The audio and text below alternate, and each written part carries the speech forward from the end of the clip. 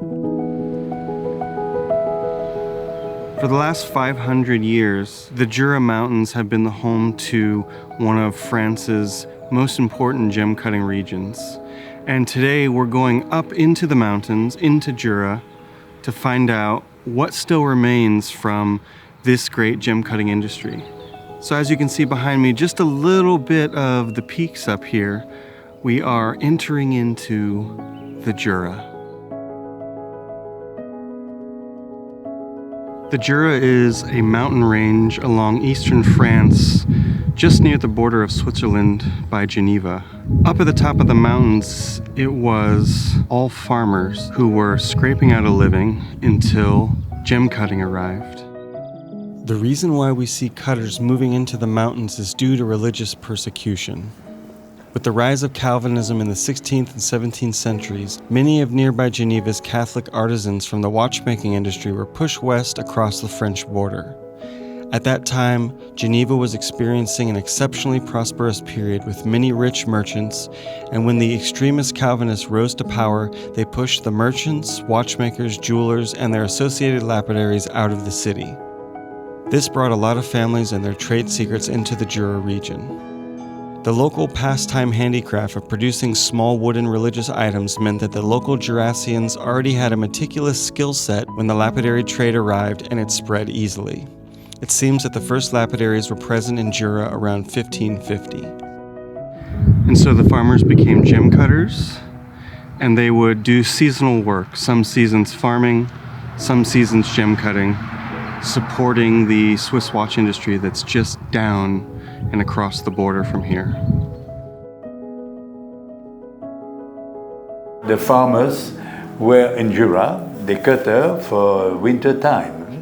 They received the rough stones from Switzerland and they cut. 1706, Nicolas Facio, I think, developed this invention. And so since then, the Jurassian lapidary have been very good for making the stone fitting the jewelry piece. Our first stop as we ascend into the mountains is Mijoux. Mijoux is one of the many villages that saw lapidary shops opening up to support the Swiss watch industry. In 1704, rubies started to be used on bearings for mechanical watches. The demand for the tiny, custom-cut rubies increased exponentially, giving rise to many lapidary shops around the Jurassian villages. Today, Mijoux is a stopping point for ski holiday makers, but we can still find traces of its lapidary history if we know where to look. The Jura used to be one of the major cutting areas in France. But there is still some cutting factory, but now there is a lot of ski happenings. There is still a couple of museums about gem cutting and gemstone and crystals. At first, I just loved going there to get rocks and crystals. Some days where they had a gem cutter coming to make a demonstration of gem cutting. So that's the first time I saw someone cutting a gemstone. Trabia Viermos is both a jewelry shop and a museum. As you can see, the entire second floor is dedicated to the local history of gem cutting and combines a wealth of machines and antique tools.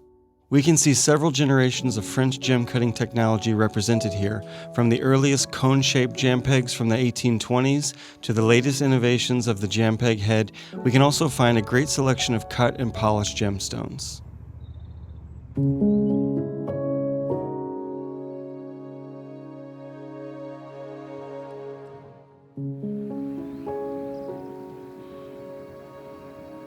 All around the hills of Jura were these lapidary farms. So during the fall, traders would go down the mountain to Geneva, pick up rough stones, and then come back up to these mountaintop villages and distribute the stones around to these different types of lapidary factories and lapidary houses, such as the one that you can see behind me. Since there was no work to do in the wintertime, the cutters would sit in their houses and use these old-fashioned kind of hand crank faceting machines to cut and polish the stones. They do this all winter because there's nothing else to do up here in the winter. And then at the end of the winter, when the spring came, the stones would go back down to Geneva where they'd be sold or returned back to the owners, and money would have been made for the winter's work. So here I am at one of these old lapidary factories. This was the typical Jurassian lapidary farmhouse where farming would be done in the summertime and then gem cutting would be done in the wintertime. Now the farm has been converted into a bed and breakfast, and so we're actually staying here and we can go inside and see what the lapidary farm was like and what it looks like today. This particular farm was built in 1861 and was used as a lapidary farm until about 1925. So throughout both World Wars and up until the Great Depression, this was a gem cutting factory. Like many other lapidary houses up here, the Great Depression really destroyed the industry. At one point, there was up to 8,000 gem cutters up here between all the different villages, including the city of Saint Claude, where there was also diamond cutters and diamond cutting factories.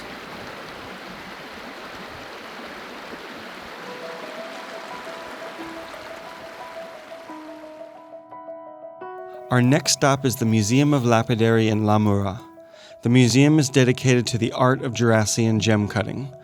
On the walls of the museum, the history of the area is told through words and photos, and the rooms are filled with antique cutting machines and accessories.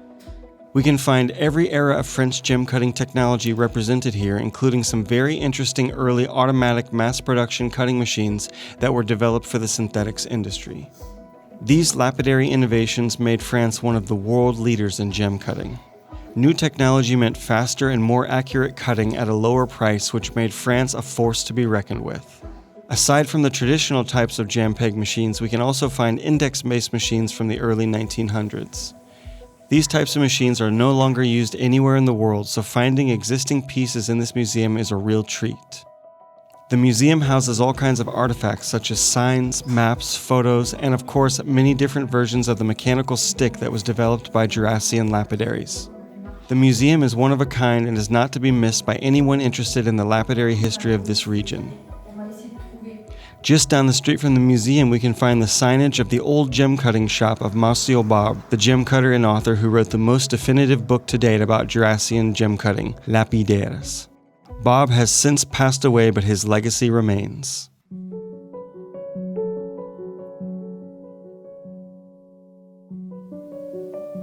My grandfather, René Grospiron, started working with his father-in-law in the Jura. He started doing it in the 1920s. My grandfather started opening some workshop, actually 3 workshops in the Jura, in 3 different villages, to support the production and then to sell the production mostly to the French people in Paris and in Lyon. We are making production, large production scale for the French market, so we need all kind of craftsmen people. So let's say in the 1970, 1980, we were almost 170 people in the Grospiron company, and a lot of them was in the Jura to cut. Only 1 workshop remained in the Jura. Jura people are well known to be very good at the polish. And also something different, we are known to be very innovative. And the Jura, we have developed some unique tools, the bateau mécanique, or the l'étui mécanique, l'évention. This is something that's been created in the Jura. It's incredible to find that the history of gem cutting in the Jura is not just a story about the past, but a living tradition. The workshop of Grospiron is one of the last few that we can find in these villages. The number of cutters still working in the Jura today is nothing compared to its former glory days. From 8,000 cutters in the early 20th century, today there are probably less than 50 professional cutters working. Through our time in the factory, we found the cutters' skill and passion in their craft something to admire.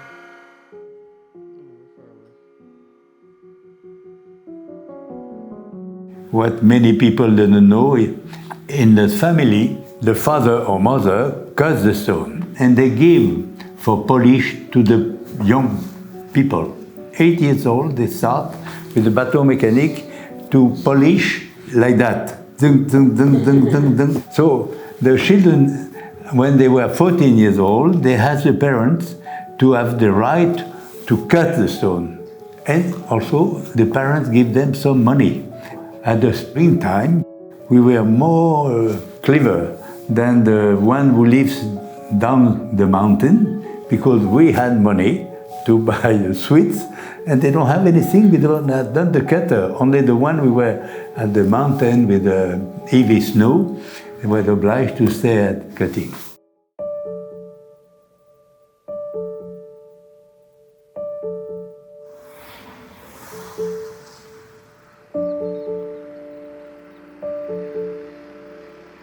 Now we're in Septmoncel, which is one of the cutting centers of Jura, one of the cities that seem to have more activity than any other place. And right behind me is one of the old lapidary factories that has been converted into a modern dwelling. By 1770, the Jura was cutting not only to support the Swiss watch industry, but also the Parisian jewelry industry. By the end of the 18th century, this relationship with France's capital caused Jura to experience an economic boom. The Jurassian women began to dress themselves in the latest Parisian fashions, and Septmoncel became known as Little Paris. Today, we can still find a few remnants of that past industry. In 1914, the First World War broke out, and Alfred Deleuze had to stay home with his family due to health conditions. Up in the mountains, he chose to fight his own way by preserving his fellow lapidary friends' activity.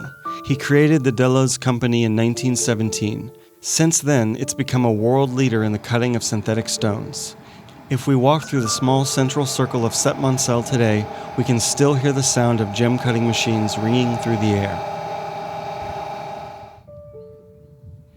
If we take a stroll down the hill from the Deleuze factory, we can find another remnant of the local lapidary history. By the early 20th century, the lapidary industry of Jura had become so big that the Lapidary Workers' Union was founded in Septmoncel in 1911.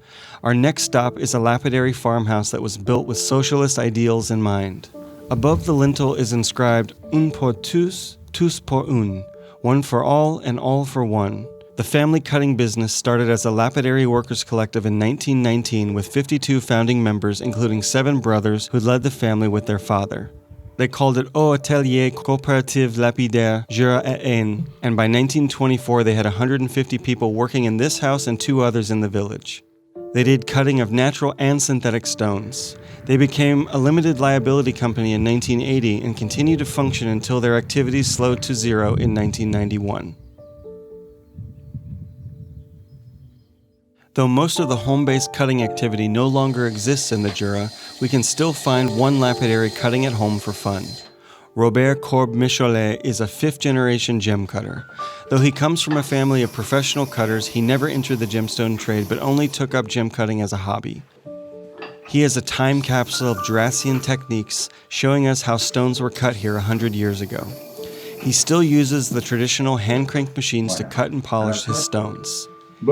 He has 3 different benches to allow for rough cutting, fine cutting, and polishing. He crushes his own diamond powder to the fineness he needs it to be, just as the gem cutters of yesteryear did in order to polish and cut their stones. There is no electricity involved throughout the process of his cutting except for the lamp on his bench. Not only can we see the tradition of Jurassian cutters is still alive in Michollet, but he also has an amazing collection of vintage French faceting machines and tools in his home.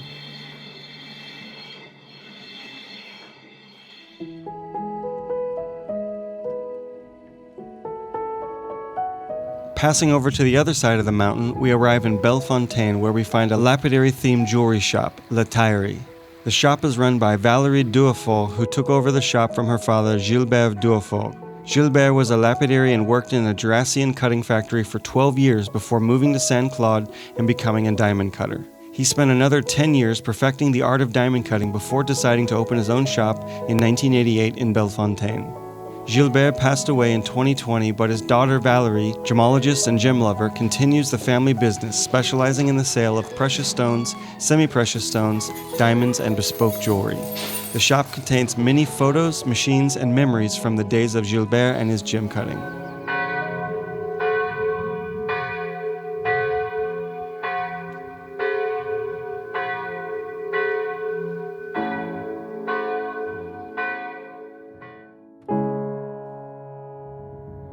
Our next stop is the top of the mountain, Saint Claude. In 1878, with the help of diamond cutters from Antwerp, a diamond cutting factory was opened in a village near Saint Claude, which is now known as Montbrillion. Saint Claude with its La Bienne River was an ideal location because the diamond workshops needed to utilize water power to drive the powerful diamond cutting machines. Cutters were recruited from among the best local lapidary shops, and soon a thriving diamond cutting business was operating alongside the colored stone cutters. Today, the highlight for gem enthusiasts is the Museum of Pipes and Diamonds, which showcases Saint Claude's dual history as a center for diamond cutting and pipe manufacturing. Inside, we find some similar antique hand-cranked colored stone cutting machines, but alongside them we find machines built for sawing and polishing diamonds. The museum has a great exhibition for cutting technology as well as cut stones and is definitely worth a visit.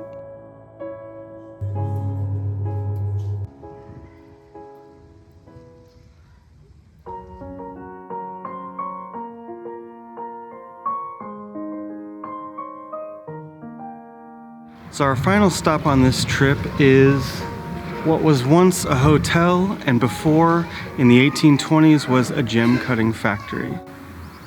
Once known as the Grande Fabrique, gem cutter and gem merchant Claude-Marie David Messillier bought this house in 1828 to create a cutting workshop. In 1840, he acquired a second house and heavily remodeled both of them to create a massive lapidary factory complex. They specialized in ruby counter-pivot bearings for the Swiss watch industry. By 1846, they were working with more than 300 Swiss watch companies and had around 350 cutters working there. Due to the great success of his cutting business, Messillier bought the Château Voltaire in Ferney, built by the famous French philosopher Voltaire. If we look at older depictions of the building, we can see that there was once a clock tower in the front with a giant clock. During one of the big remodels of the Grande Fabrique, the clock was removed from the building and was later installed in the chapel at the Château Voltaire, where it still sits today. Even though the lapidary trade has largely moved out of French Jura, there are still some things that will never change. Jurassian farmers are still raising cattle and making unique kinds of cheese that you can find today in a Jurassian fondue. The Jura is also known for a unique yellow wine called vin jaune. Whether you're interested in gem cutting, skiing, hiking, or culinary delights, the Jura and its long history will surely offer something to interest everyone. As we descend the mountain, we come back to normal life, and this dream of the Jura and its incredible history comes to a close. Thanks for joining me on this adventure, and come back next time for another one on the Gem Cutter's Craft.